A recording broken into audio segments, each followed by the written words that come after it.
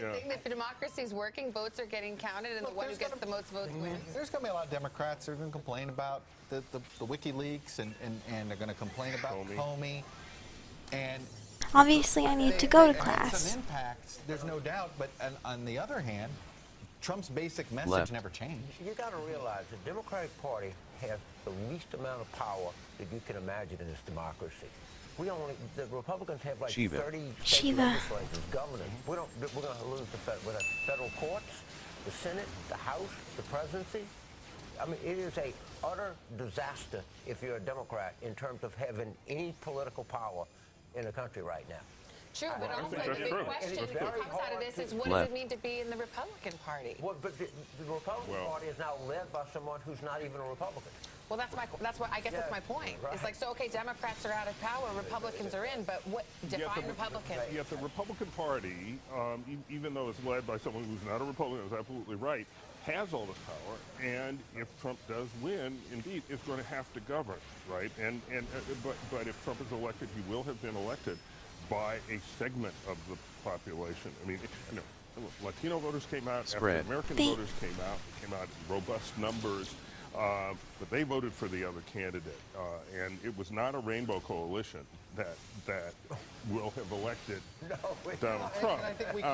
And it's not just a Rust Belt phenomenon, but it seems to be, the more diverse, cosmopolitan, plugged-in urban areas of the country versus the smaller towns, the rural areas that are not connected to the global economy, that have not felt they have done particularly well from globalization and from technological change. Eugene, can I ask you this, though? Can we sort of comprehend this fact? We're going to go from the first African-American president, and he's going to be replaced by somebody who questioned that president's legitimacy for more than half this. No, my fellow queen. Well, what does that say? What is the message that rural America is sending about that? Well, the message is, I think a lot of the message is embedded in the phrase "take our country back." Yeah. And I've always kind of wondered, take it back from whom? And maybe that's the answer. And to where? To where? Yeah. Right. Listen, not only that, I mean, they voted for him because he touched a nerve, and he also came out of the celebrity culture. We've been living at a time when you're known for being known in many ways. He was better known when he entered this race than anybody else. But the fact is that rural America and people who are feeling that the country is going in the wrong direction have selected a man to lead the country who engaged in outright vulgarities, misogyny, the stuff that he's had to say about people in this country and how they didn't, the handicap, for example, how he mocked them at the panel. When he was in New Hampshire, a socially conservative state with low unemployment, and went on the stage and uttered the worst vulgarity that you can possibly say in public, and took great pride, and they cheered him on. 25,000 people. That's who he is. And, they tried to change him halfway through the campaign. He wouldn't change because he said, look, I know what I'm doing. I'm putting on a show here. So does he continue that way as the President of the United States? And does that affect how he stands in this country as well once they get beyond the rush of having elected a guy who's going to take on the establishment? Then when they realize this is who he is at his core, and everybody who's been around him knows that's who he is. Now, there's a clumsy 30,000 feet theory of presidential elections, and see if you agree with me on this, Chuck. If you just look at temperament, and you look, for example, President Bush, the first one, is followed by someone totally different than him, Bill Clinton. Bill Clinton, with all his attendance scandals, is followed by someone totally different than him, Mr. Clean. So he was, as advertised, George W. Bush. George W. Bush, considered something of a hothead, cowboy type, then replaced by the cool, intellectual, cerebral Barack Obama. This is the Rahm Emanuel theory of presidential politics. Now, if you go with this theory, it has always pointed to Trump, because if you looked up or tried to create in a lab someone completely the polar opposite of Barack Obama in every way, you would come up with a picture of Donald Trump. By the way, who are the people, I'm curious, and I can't wait for our exit poll guys to figure this out, the people that approve of the job Barack Obama's doing and voted Trump? Oh my gosh, I was fucking paying attention. Has been the whole time. There are clearly, look, I've been saying it in the state of Iowa for sure, and there are a whole bunch of Obama-Trump voters.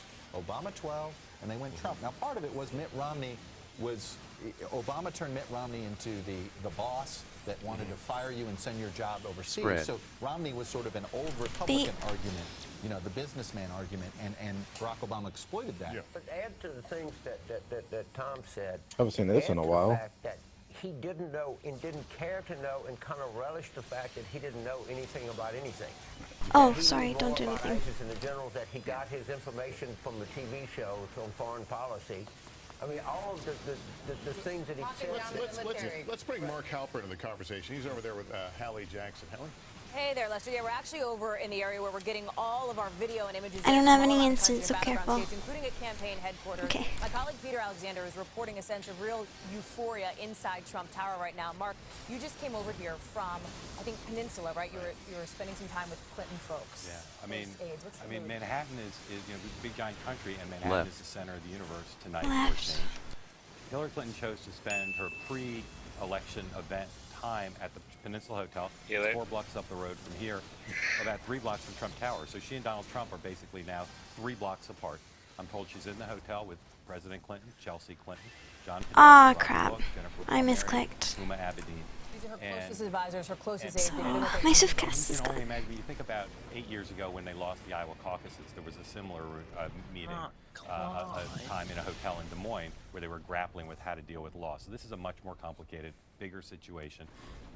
The Javits Center, where I was earlier, where her event is supposed to be, earlier in the evening, the mood couldn't have been more jubilant.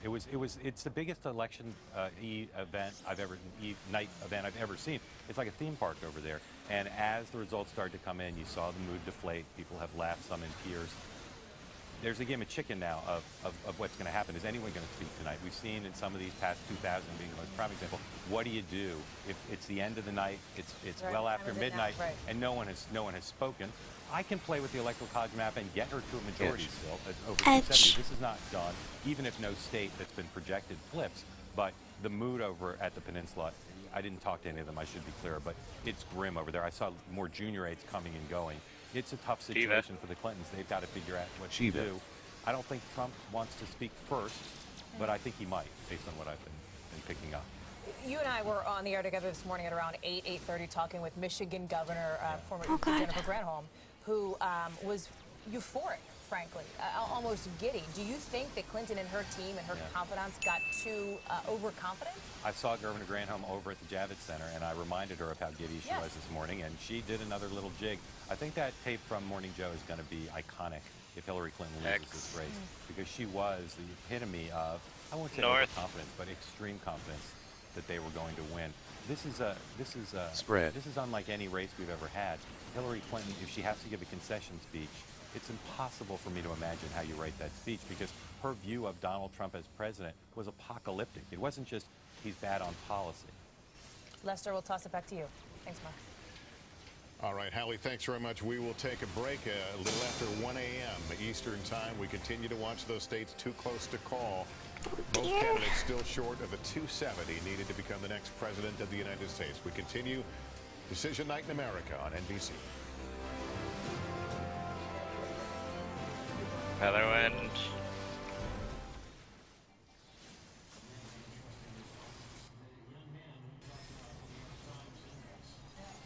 Wow.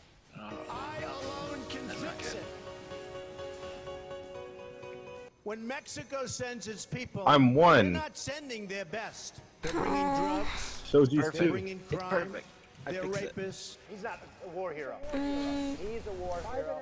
He's a war hero because he was captured. I like people that weren't captured. Donald J. Trump is calling for a total and complete shutdown of Muslims entering the United States. I would bring back waterboarding, and I'd bring back a hell of a lot worse than waterboarding. I'm the only one that beat Donald in 6 contests, and I beat him. But I beat him in 13 contests. You believe in punishment for abortion, yes or no, as a principle? The answer is that there has to be some form of punishment. For the woman? Yeah, there has to be some form. Be the next vice president of the United States, Governor Mike Pence. Right. Right. I humbly and gratefully accept your nomination for the presidency of the United States. Russia, if you're listening, I hope you're able to find the 30,000 emails. And I'm afraid the election's going to be rigged. I have to be honest. Can I miss your hair?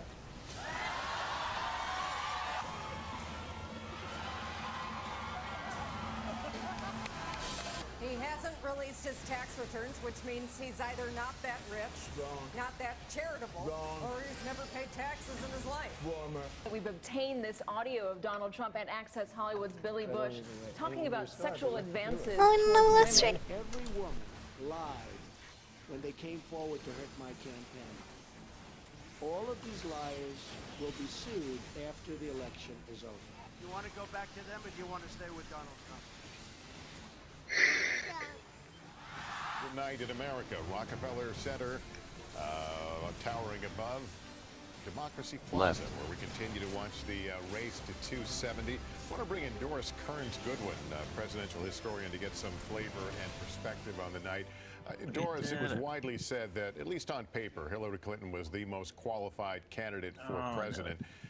Donald Trump was the least qualified candidate. Is there a historical comparison with someone